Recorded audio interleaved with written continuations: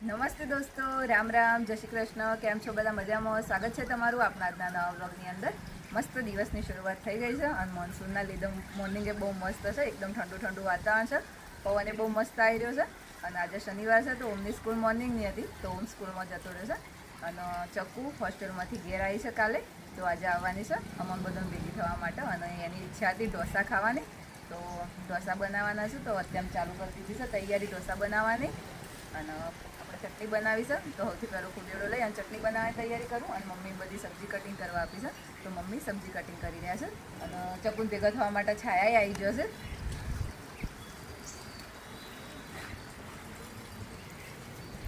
Good morning છાયા, નમસ્તે.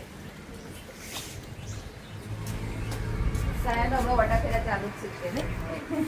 સાહેબ પ્રવાસ જઈને આવ્યા હતા પર ફરક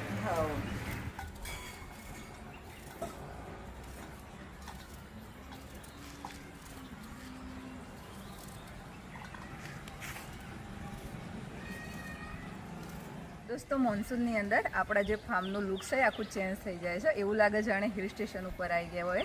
અને બધા જે પ્લાન્ટ હોય છે એટલા હેલ્ધી અને એટલા મસ્ત થઈ જાય. એનો આમ મોર્નિંગમાં ઉઠીને જોઈએ તો આપણું માઇન્ડ એકદમ રિલેક્સ અને ખુશ થઈ જાય. તમે એ વ્યૂને એન્જોય કરો ત્યાં સુધી આપણે આપણા કોમમાં લાગી જઈએ.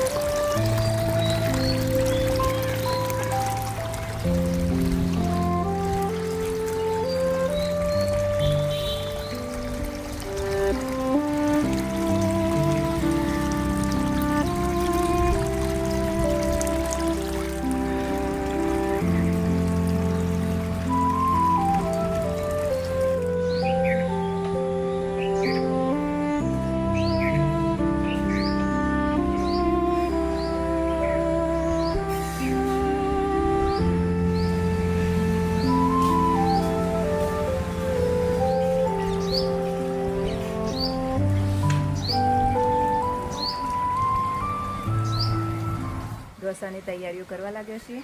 મમ્મીએ સબ્જી કટિંગ કરી દીધી અને બટાકો વહેલો બાકી દીધો હતો તો બટાકો ખોલી દઈએ.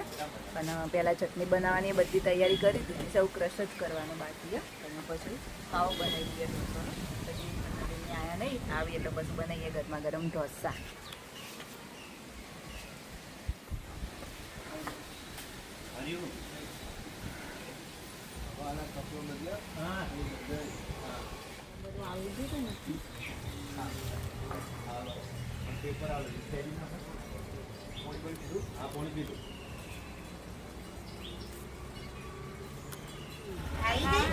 એ ડબ્બુ સાચું કહું ને, તું આમ ડાબુ ઘેર હતી તો મહિને આવું ને તો એમ થાય કે ના હેડો નજીક છે. અને તું હોસ્ટેલમાં જઈશ અઠવાડિયે આવીને તો એમ થાય કે ઘણા દાડે એવું લાગે છે.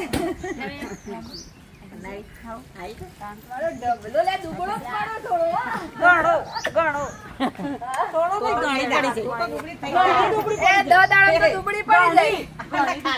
આ બોયો બોયો આ ફીટ જર્સી પડતી ને ખાસી દુબળી પડી જાય. ખાવાનું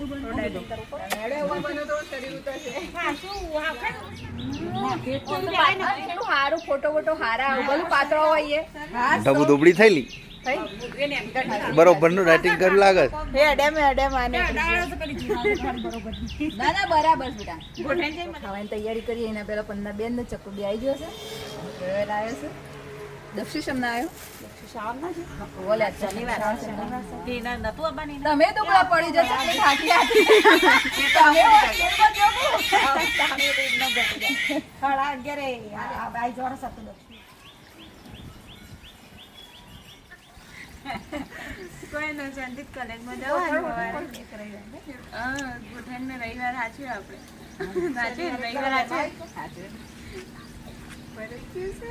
બધો મસ્ત શાંતિથી એવા ચિંતા વગર વાતો કરવા બેસી ગયો હશે ને આમ પેલો બે તો જુઓ છોડે આવો રોથી ભેગો જ ના જવો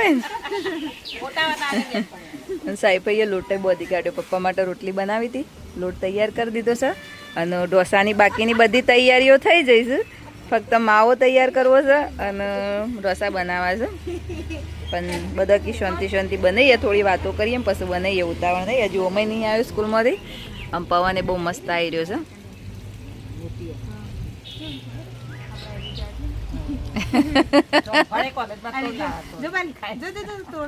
પહેલો અનુભવ છે લાઈફનો બાર હોસ્ટેલમાં રહેવાનો હો તમે જેલો પન્નાબુન હોસ્ટેલમાં બધાને એવું જ છે જે તમે અમે દિવાલો પૂરી હું જિંદગી પહેલી વખત ગોધીનગર હોસ્ટેલ ના પાલનપુર હોસ્ટેલમાં જઈ હતી 10મા પછી 11મું ભણવા માટે 9 દાડા રહી હતી 9 દાડામાં 5 કિલો વજન ઉતરી જતું 10મા દાડામાં પપ્પાને ફોન કર્યો કીધું આપણને ફાવતું નહીં ઘેર લઈ જાઓ તે મારા પપ્પા 10 વાગતા જ મને આવીને ઘેર લઈ ગયા હતા પાછું ગોધીનગર કોલેજ વખત ટાઈમ આવ્યો ને તે પહેલાં કોલેજ જોઈએ આવી ગોધીનગરની બસ કીધું આપણે પાલનપુર વાળું કરવું જ નહીં આપણે ફાવે એમ સજ નહીં આપણે ઘેર અપડાઉન કરીને જ કોલેજ કરશું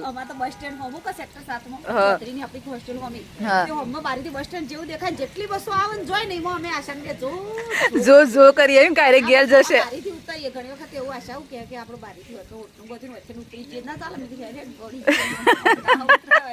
ઘણો નાટક કરે અને અત્યારના છોકરાનું મેન કારણ એવું છે પન્નાબુન કે મોબાઈલ મળી રહેશે હ એટલે એવું ફાવો અને આપણો શું પ્રોબ્લેમ થતો કે હોસ્ટેલમાં મુદ્દલે પૂરણ અને સવારમાં 5 મિનિટ બહાર નીકળવા મળો તે પપ્પાને અઠવાડિયામાં એક વખત ઘેર વાત કરવા મળો ત્યાં સુધી તો ઘેર વાત કરવા ના મળે એટલે જોણે આમ જેલમાં પૂરાઈ જાય ને એવી સિચ્યુએશન થતી અને અત્યારે આ તો કોલેજમાં હા એટલે એકદમ ફ્રીડમ તો આવી જાય અત્યારે અને મોબાઈલ હોય એટલે તો આખી દુનિયા આવી જાય ભલે બાકી કશું ના હોય તો વાતો તો આપણે કદી પૂરી થઈ જ નહીં વાતો પડતી મૂકી અને વાઈશું શેર વધવા માટે તો ચટણી ને બધું તો બનાવી દીધું છે અને ઢોસાનો માવો બનાવવા માટે બધી તૈયારીઓ કરીને મૂકી દીધી છે બસ હવે વઘારી દઈએ માવો રેડી કરી દઈએ અને ખીરું તો સવારે જ કાલે જ બનાવી મૂકી દીધું હતું મસ્ત એકદમ ફ્લફી થઈ ગયું છે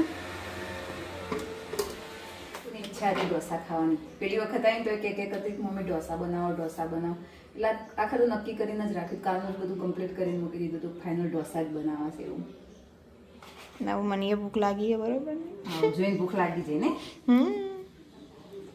હા બની જશે ફટાફટ ખાઈ લઈએ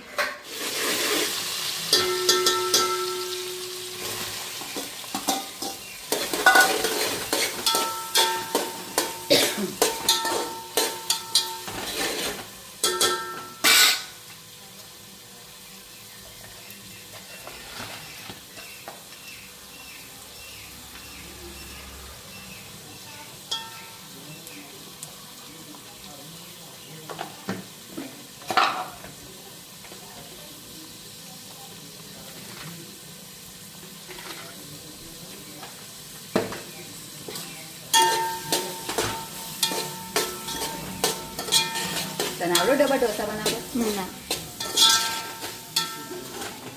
મને ખાલી ખીરું બનાવતા આવડે ઢોસા બનાવતા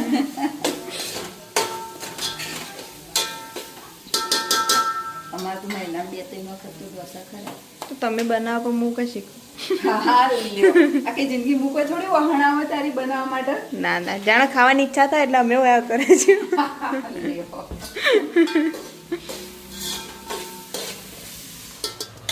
એક્ઝેક્ટ 10 દાડા લે હેમ ચકુતાર હોસ્ટેલમાં એક્ઝેક્ટ 10 દાડા આખા તો સીધી મહિના આવે ઓ મહિને ફાઈ મજા આવે છે હોવા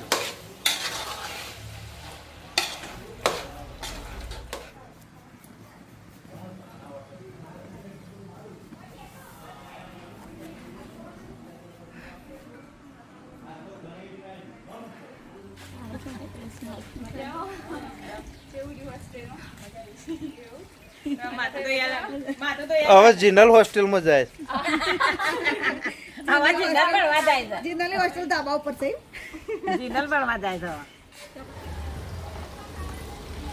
એ આયો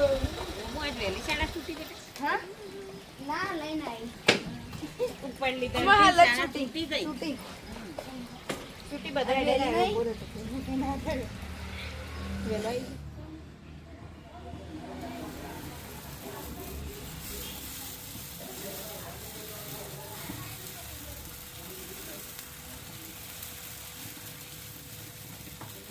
ઢોસામાં વારા પરથી ભાઈ ખાવા બેહવું પડે એકી હાથી બધો ખાવા ના બેહે એક એટલે પહેલાં ચકુ ઓમ અને જય 3 જણો ખાવા બેહી જશે અને હું ગરમા ગરમ ઢોસા બનાવી રહીશું મસ્ત ગળ્યું દઈએ છે અને નાળિયેરની ચટણી છે સંભાર તો આપણે બનાવતો જ નહીં કારણ કે સંભાર કરતાં આ બધા વધારે મજા આવે છે ખાવાની કેવા બન્યા છો હું ચકુ જોરદાર જે તમને કેવા લાગ્યા મસ્ત તાણે હેડો હું ગરમ ગરમ બનાવું અને તમે ખાધા રાખો પેટ દાબીને ખાઈ લો આ બાદ દો કીએ નહીં એક એક વાગવા આવી જશે અને આવું જમવાનું પત્યું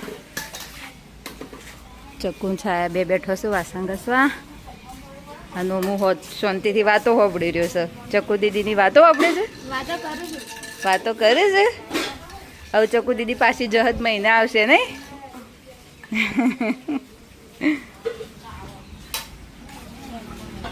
જુઓ વાહ ગતા આખી અલગ મલકની વાતો થઈ જશે કે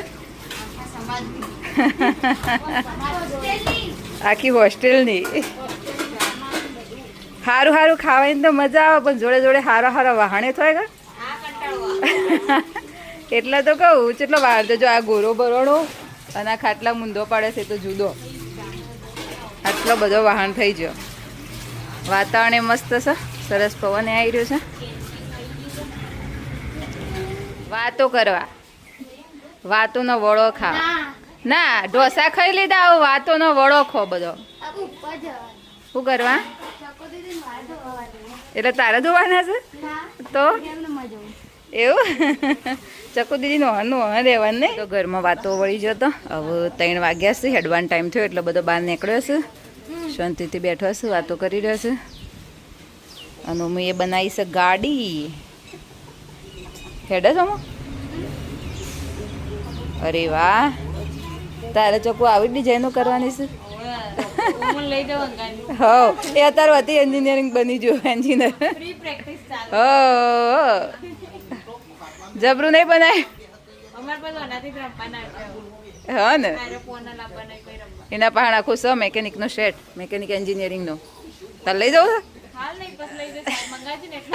ને બસ હવે હેડવાનું કરીશું પણ વાતો પૂરી થતી જ નહીં હેડું પાછો બે આવશે અને સાયા કકુમાં બેહી જશે કોદા ગુડવા માટે ચિંતા કરતો જ તો સાફ સફાઈ કરવાની અને આવી જશે સાયા બેન સાફ સફાઈ કરવા માટે હો વાત તો કે દાંતેડું પકડું તો આખું અગણું સાફ કરી દઉં તાણ હા કકુમાં કાલે આર્યું આટલું સાફ કર્યું અને પાછું આજે આર્યું કરવા બેઠો છે બધું કલર પ્રિન્ટ કઢાવવાની એટલે કલર પ્રિન્ટ કઢાવવા હા કવર પેજ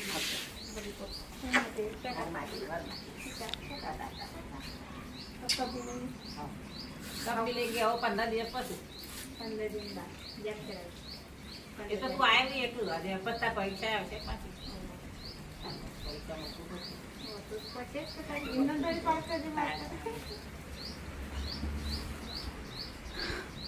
અલવિદા થઈ રહ્યું છે અલવિદા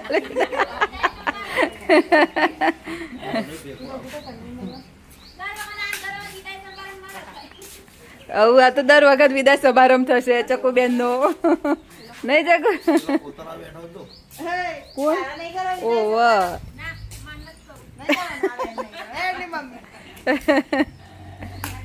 ચકુ ઓમ તારે કરવાનો છે ચકુ દીદી વિદાય સમારંભ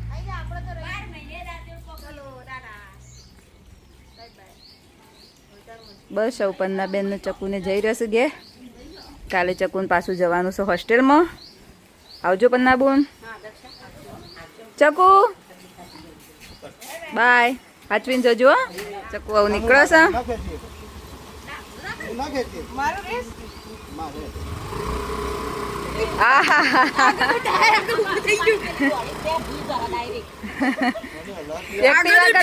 એક્ટિવા કરતી તમારી તાકાત વધારે છે ચકુ તમારી એક્ટિવા એમ ખેંચી નહીં એક્ટિવા.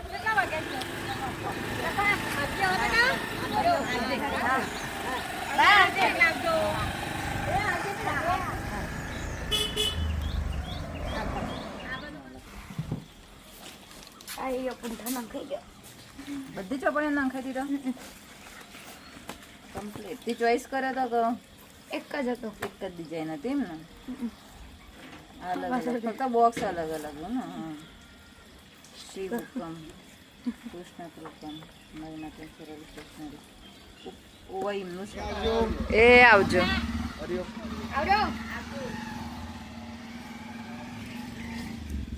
શરદી થઈ જાય જઈને તને યાદ તો આવું શાંતિથી આરામ કરો.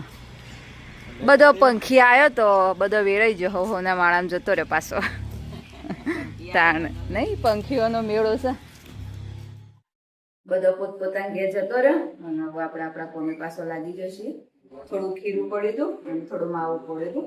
થોડા ઢોસા બનાવી દીધા અને થોડી રોટલી શાકની બનાવી દીધું. આવું જમી અને શાંતિથી આરામ કરશું કારણ કે આખો દિવસ દોડધોમમાં જ જશે. મહેમાન આવ્યો હતો તો બધો અને બપોરે બિલકુલ રેસ્ટ નહીં મળ્યો. કસ્ટમરે એક એક આવી જ જતો હતો તો આવું શાંતિથી ખાઈ અને પછી આરામ કરશું.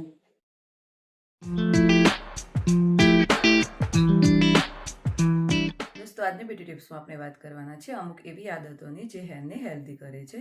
તેના માટે દિવસમાં 2 વાર હેરમાં કોમ્બ કરવો જે બ્લડ સર્ક્યુલેશન સારું રાખે છે અને હેરને હેલ્ધી કરે છે. અઠવાડિયામાં 2 વાર ચોખાના પાણીથી હેર વોશ કરવા તેનાથી હેર સિલ્કી થાય છે અને સ્મૂથ થાય છે. અઠવાડિયામાં 2 વાર ઓઇલ મસાજ કરવી. ઓઇલ મસાજથી સ્કેલ્પ હેલ્ધી રહે છે, હેરફોલ ઓછું થાય છે અને હેલ્ધી લેન્થ પણ ઝડપથી વધે છે. રોજના 2 અખરોટ ખાવા. અખરોટની અંદર પ્રોટીન, ઓમેગા 3 અને પોષક તત્વો રહેલા હોય છે જે હેરના રૂટ્સને સ્ટ્રોંગ બનાવે છે. આ આદત જો તમે દરરોજ રાખી લેશો તો પર્સનલી હેર કેર કરવી નહીં પડે અને હેર તમારા ઝડપથી વધશે પણ ખરા અને હેરફોલ પણ કંટ્રોલમાં રહેશે. દોસ્તો હવે આપણા વિડીયોનો અહીંયા જ એન્ડિંગ કરીએ છીએ અને તમને અમારા વિડીયો જોવા ગમતા હોય તો અમારી ચેનલને લાઈક, શેર અને સબસ્ક્રાઇબ જરૂરથી કરજો અને બેલ આઇકન પણ પ્રેસ કરજો જેથી કરીને તમને નવા વિડીયોની નોટિફિકેશન મળતી રહે. મળીએ હવે આપણા નવા બ્લોગમાં. Bye bye.